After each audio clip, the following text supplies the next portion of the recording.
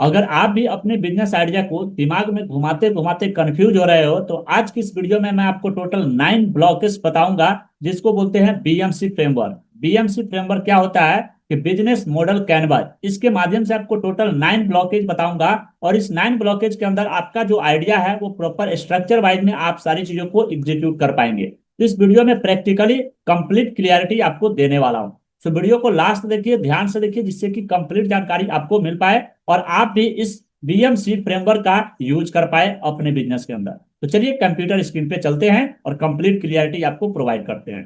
तो स्क्रीन पे आने के बाद देख सकते हैं business model canvas complete explanation step by step with example के साथ आपके साथ हम शेयर करने वाले हैं। तो सबसे पहला नंबर स्टेप इसमें क्या है? Customer segment. कस्टमर सेगमेंट का मतलब क्या है कि आपका जो कस्टमर्स है वो कौन है, ये आपको सबसे पहला नंबर पता करना है। दूसरा पॉइंट, हर बिजनेस के मल्टीपल कस्टमर सेगमेंट होते हैं।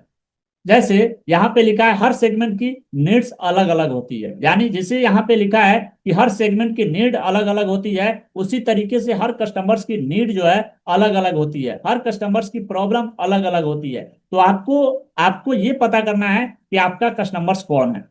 ये आप जब पता कर लिए तो वो आपको पता चलेगा कि आपके कस्टमर्स को क्या चाहिए, किस तरीके से चाहिए, सारी चीजें।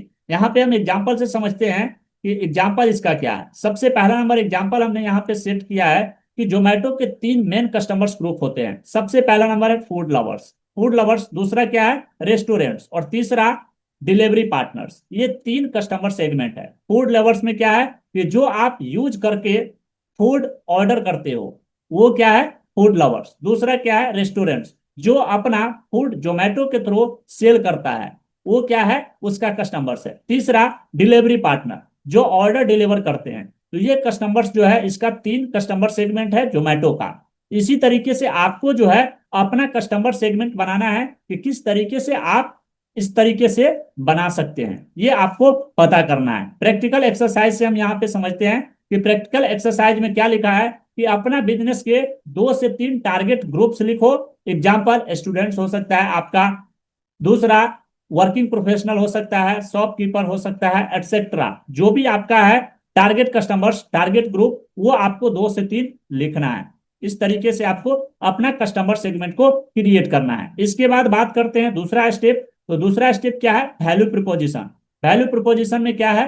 वैल्यू प्रोपोजिशन में सबसे पहला नंबर पॉइंट है कि आपका जो कस्टमर्स के लिए क्या यूनिक वैल्यू क्रिएट कर रहे हो, यानी आपका जो कस्टमर्स है उसके लिए क्या यूनिक वैल्यू क्रिएट कर रहे हो वो आपको पता होना चाहिए। दूसरा पॉइंट कि हर सक्सेसफुल बिजनेस प्रॉब्लम सॉल्व करता है या नई अपॉर्चुनिटी देता है। तो सेम एज इट इज उसी तरीके से आपको भी करना है कि आप नई वैल्यू क्या सामने वाले कस्टमर्स को दे रहे हो, क्या उसके प्रॉब्लम्स को सोल्व कर रहे हो, क्या उसके लिए नया नया अपॉर्चुनिटी लेकर आ रहे हो, ये आपको क्रिएट करना है, जिससे बोलते हैं वैल्यू प्रोपोजिशन। एग्जाम्पल से समझते हैं। एग्जाम्पल इसमें क्या है? Easy, affordable, one click can booking.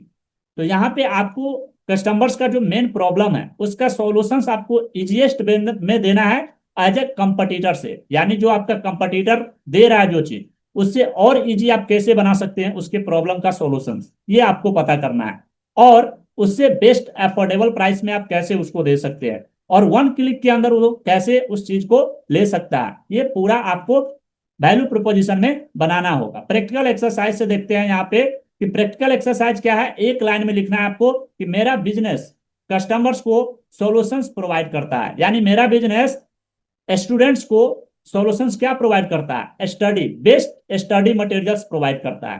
तो ये सामने वाले कस्टमर्स का क्या है कि एक कस्टमर्स है जिसका ये प्रॉब्लम है, तो उसका हम बेस्ट स्टडी मटेरियल्स प्रोवाइड करते हैं, या एक ऐसा चीजें हम पूरा स्टेप बाय स्टेप पूरा रोड मैप उसको प्रोवाइड करते हैं जिसके थ्रू वो क्या है कि एक किसी भी एग्जाम को क्रैक कर सकता है। तो इस टाइप से हम उसका सॉल्यूशंस प्रोवाइड करेंगे अफोर्डेबल प्राइस में, जो सामने वाले कंपटीटर्स नहीं दे रहा है। तो इस तरीके से आप जब बनाएंगे इसको तो आप बेस्ट लेवल का वैल्यू प्रोपोजिशन कर पाएंगे। तीसरा स्टेप क्या है? चैनल्स। तीसरा स्टेप में क्या है? चैनल्स।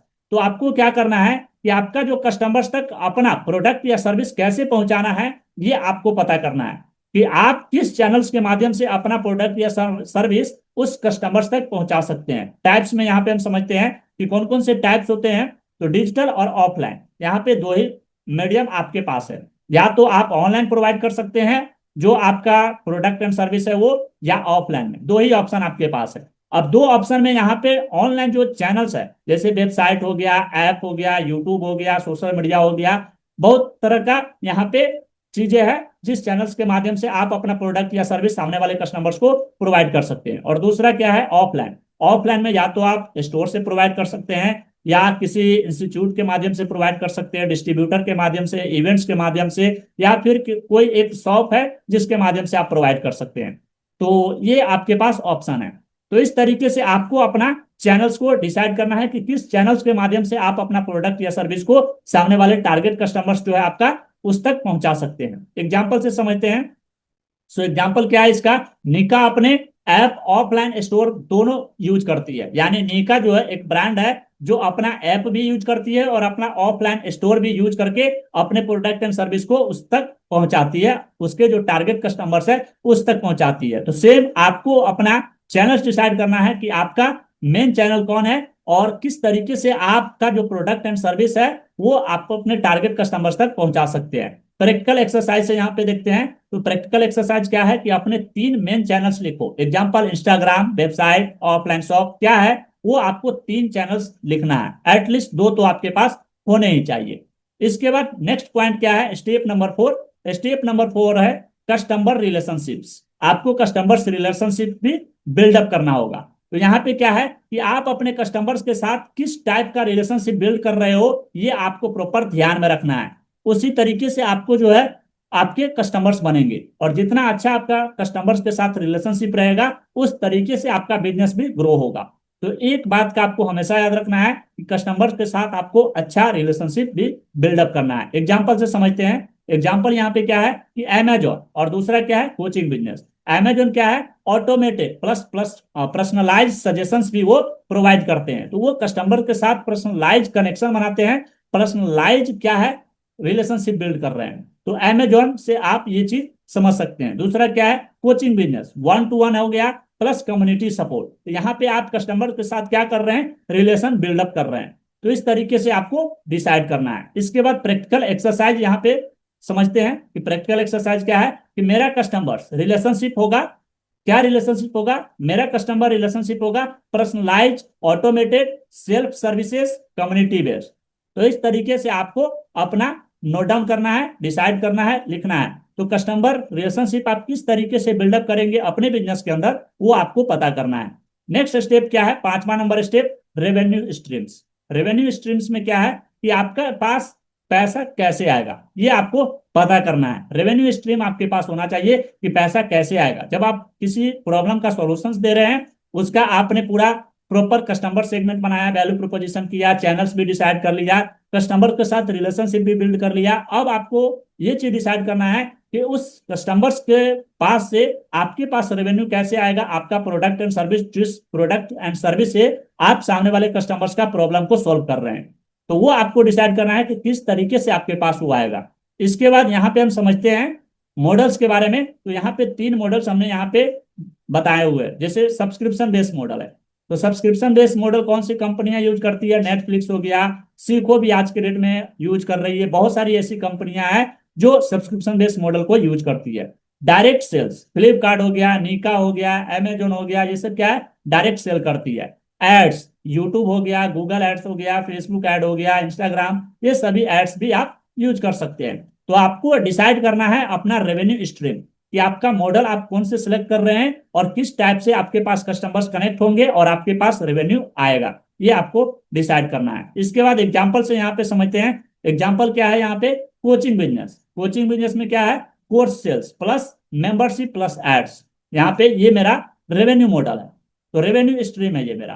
तो इस टाइप से आपको अपना रेवेन्यू स्ट्रीम को बिल्डअप करना है। प्रैक्टिकल एक्सरसाइज से यहाँ पे समझते हैं कि प्रैक्टिकल एक्सरसाइज क्या है कि अपना एक प्राइमरी यानी मेन अर्निंग सोर्स और एक सेकेंडरी रेवेन्यू सोर्स रखो, और इसको रखना ही रखना है। जब तक ये नहीं रखोगे, आपके पास एक रेवेन्यू स्ट्रीम अगर फेल होता है, एक रेवेन्यू सोर्स फेल होता है, तो दूसरा आपके पास आ रहा है, तो आप सरवाइव कर सकते हैं मार्केट में।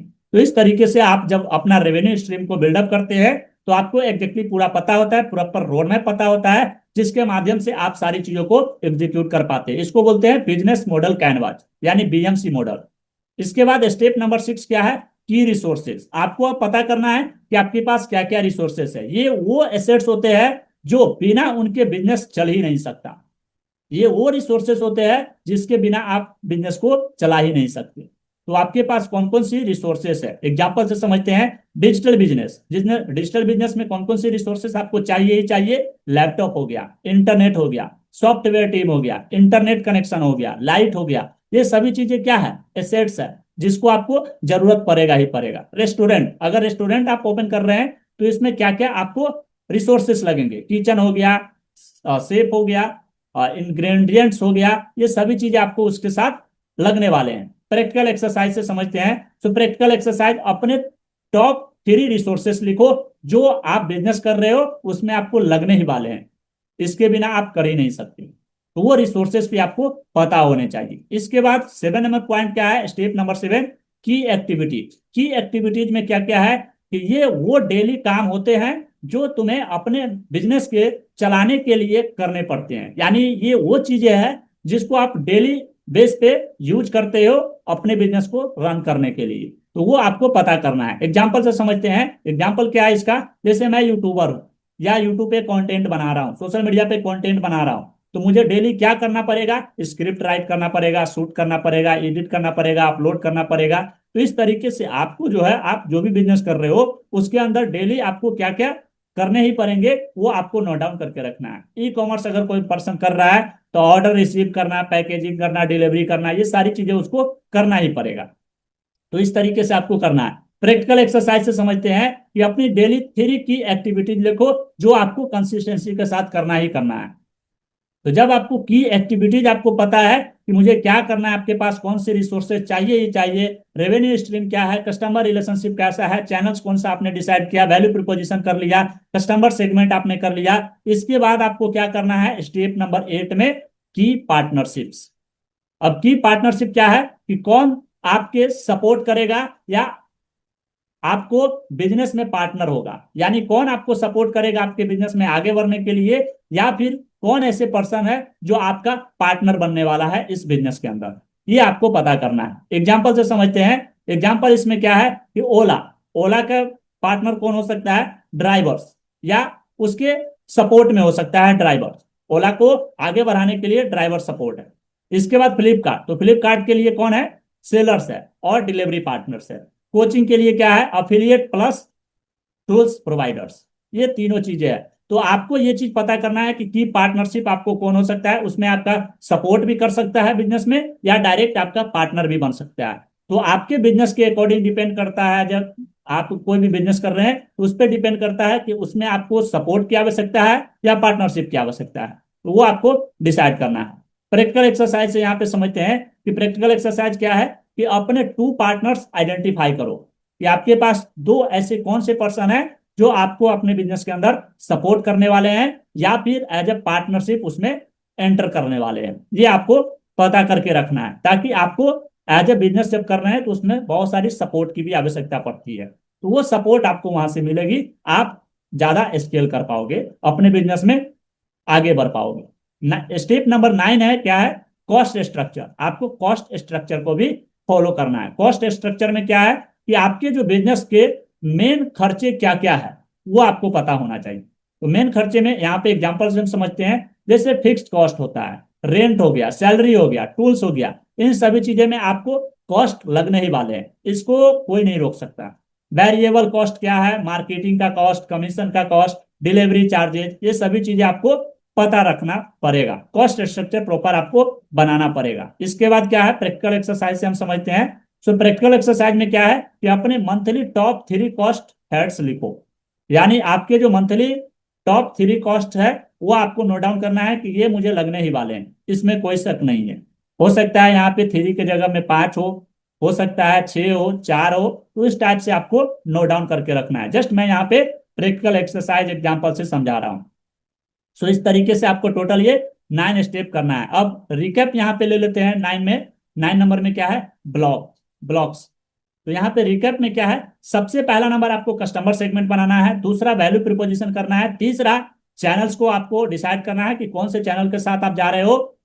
नेक्स्ट नंबर स्टेप क्या है? Customer relationship. आपको चौथे नंबर स्टेप में कस्टमर रिलेशनशिप करना है। पांचवें नंबर स्टेप में क्या है? रेवेन्यू स्ट्रीम को आपको डिसाइड करना है। और की रिसोर्सेस आपके पास कौन कौन से हैं वो आपको पता करना है। की एक्टिविटीज, आपका डेली का जो एक्टिविटीज है वो क्या क्या है वो आपको पता करना है। पार्टनरशिप्स, आपके बिजनेस के अंदर कौन कौन से पर्सन सपोर्ट कर सकता है या कौन पर्सन ऐसे है जो पार्टनरशिप में आ सकते हैं वो आपको डिसाइड करना है। और कॉस्ट स्ट्रक्चर, आपको अपने बिजनेस में प्रॉपर कॉस्ट क्या क्या लगने वाले हैं उसका प्रॉपर स्ट्रक्चर आपके पास होना चाहिए। ये सारी चीजें जब आप करेंगे तो आप बीएमसी मॉडल को यूज कर रहे हैं और इसके थ्रू आपके माइंड में जो आइडिया चल रहा है, घूम रहा है, उस आइडिया को प्रॉपर आप एक स्ट्रक्चर दे पाएंगे बीएमसी मॉडल के through.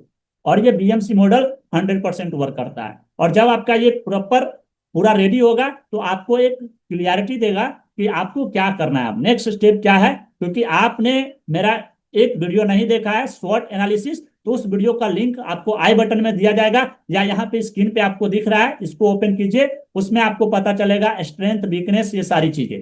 So thank you so much, उम्मीद करते हैं आपको वीडियो पसंद आया होगा। और यहाँ पे नेक्स्ट स्टेप जो यहाँ पे मैं कहना भूल गया, बिजनेस बिना मॉडल के हवा में तीर चलाने जैसा है। तो आपको बिना मॉडल के बिजनेस को चलाना ही नहीं है, जिसको बोलते हैं बीएमसी। एक मैप देता है जिसे एग्जीक्यूट करना इजी हो जाता है। तो आपके माइंड में जो आइडिया चल रहा है उसको एग्जीक्यूट करना बीएमसी मॉडल के थ्रू इजी हो जाता है। सो उम्मीद करते हैं आपको कंप्लीट क्लियरिटी मिला होगा। वीडियो पसंद आए तो लाइक कीजिए, क्योंकि आपका एक लाइक मुझे बहुत ज्यादा मोटिवेट करता है इस तरह की कंटेंट बनाने के लिए। और इस वीडियो को अपने दोस्तों के साथ शेयर कीजिए जो आपका पार्टनर भी हो सकता है इन फ्यूचर या फिर आपके बिजनेस में सपोर्ट भी करने वाला है, तो उसके साथ शेयर कीजिए और एक लाइक जरूर कीजिए। और इस चैनल को अभी तक सब्सक्राइब नहीं किया तो सब्सक्राइब कर लीजिए इस तरीके की कंटेंट देखने के लिए। और बिजनेस से रिलेटेड कोई भी जानकारी चाहिए नीचे कमेंट सेक्शन में जरूर बताइए, आपको प्रॉपर रिप्लाई मिल जाएगा। हम मिलते हैं किसी नेक्स्ट वीडियो में नेक्स्ट टॉपिक के साथ, तब तक के लिए बने हमारे साथ। Wish you all the best and love you all.